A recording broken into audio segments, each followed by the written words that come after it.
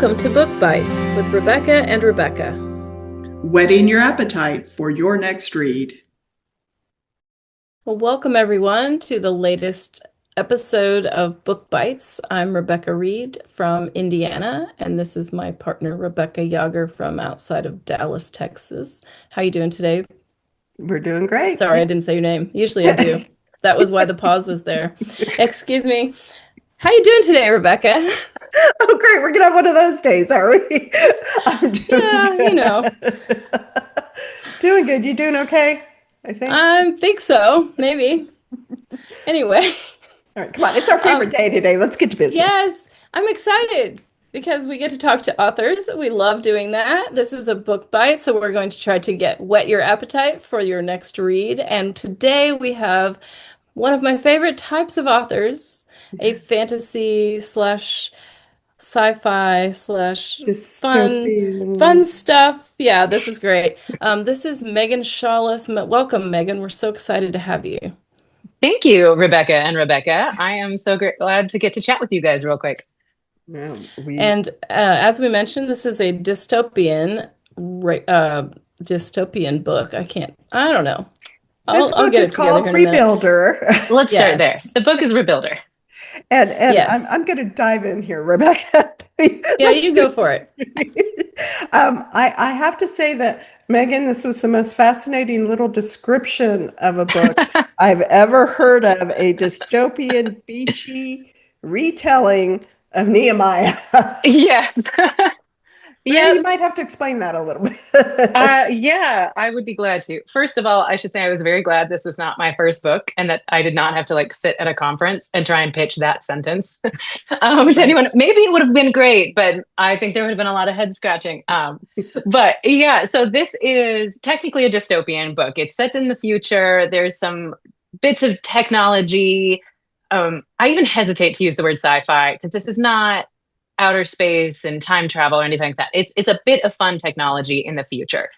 It is technically a dystopian world. It's kind of a broken world, but I mean, again, is that really fiction? So, but ultimately, it's a beachy adventure that, while technically speculative, honestly almost reads like a romantic suspense, where you have two people who they're dealing with internal struggles and they're dealing with massive external stakes.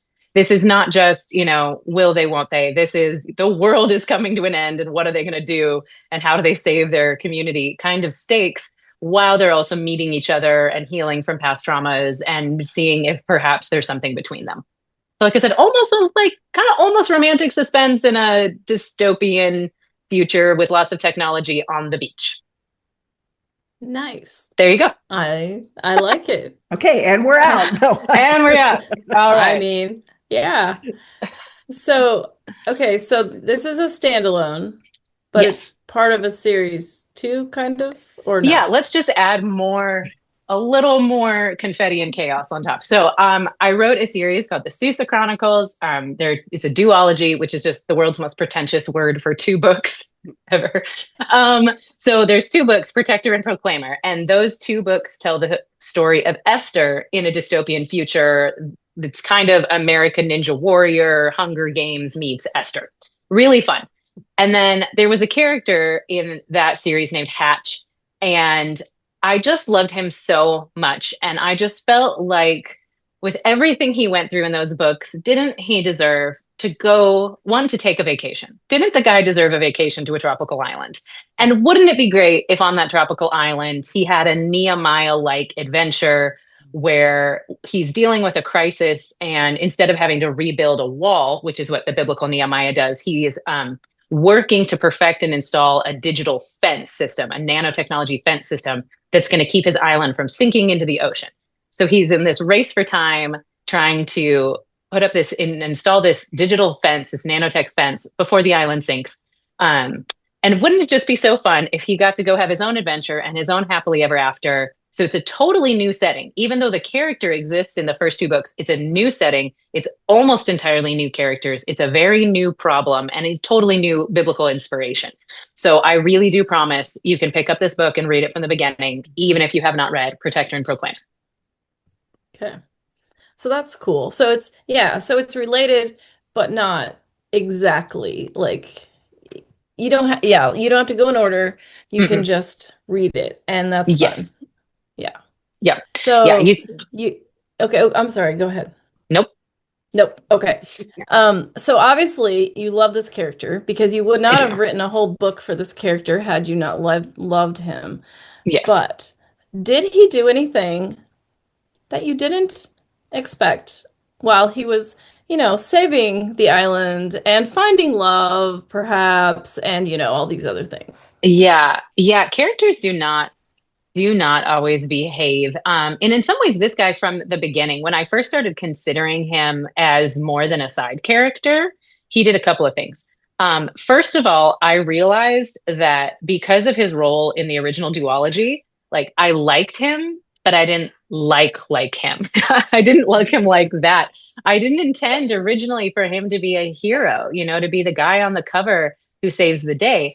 And because of that, he does not see himself as the guy who's equipped to save the day either. He's looking at, examples of kings and leaders, and he's like, I'm not that guy. I'm not that guy. And so he and I had to kind of wrestle through taking my hero out of the friend zone and putting him into the position of being a good and proper hero. But that was also his journey too. So it worked really well that he and I together went through that.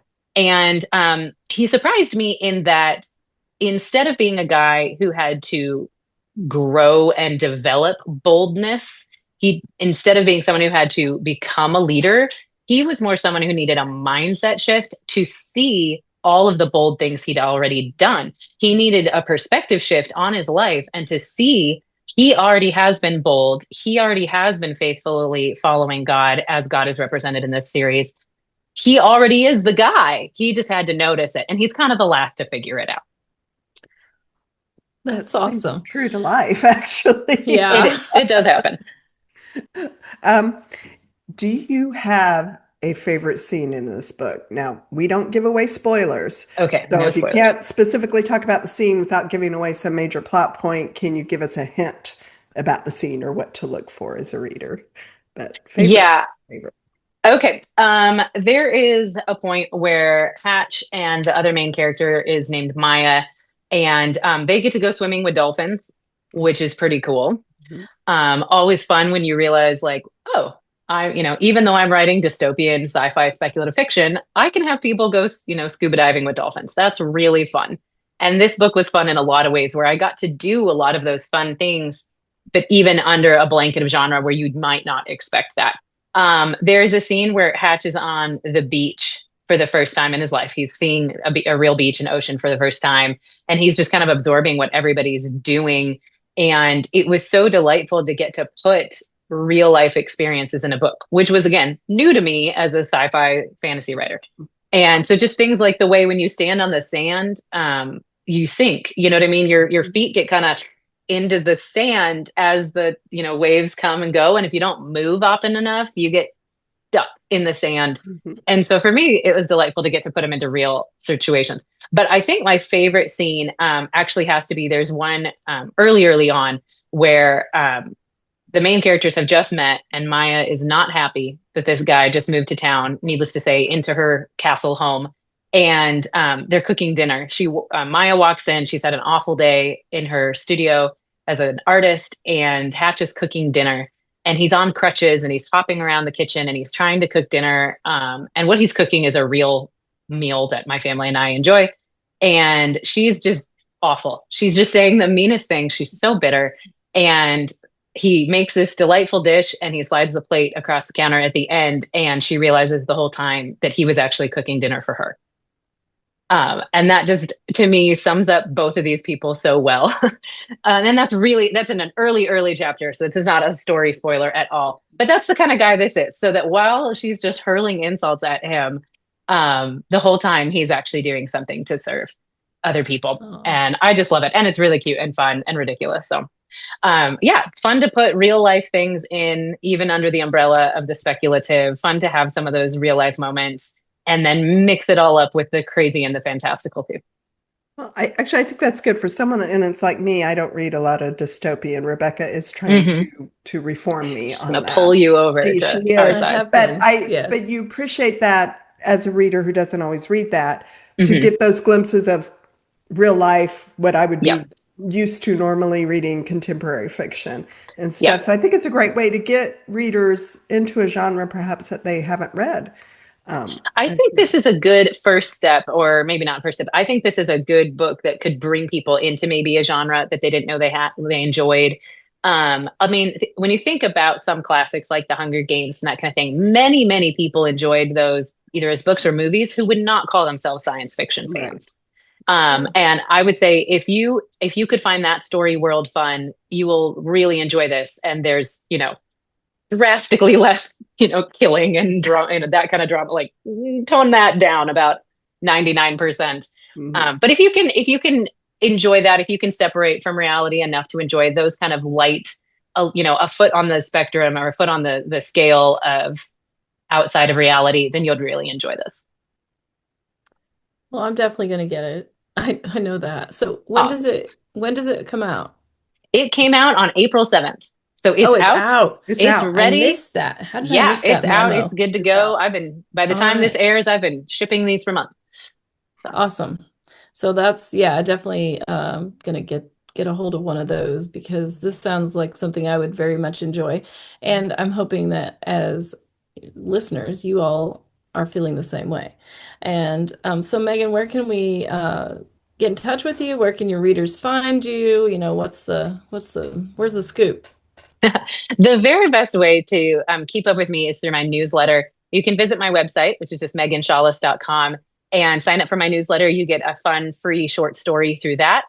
My really short interpretation of Ezekiel and the Valley of Dry Bones, get kind of a taste of what my writing is like through that.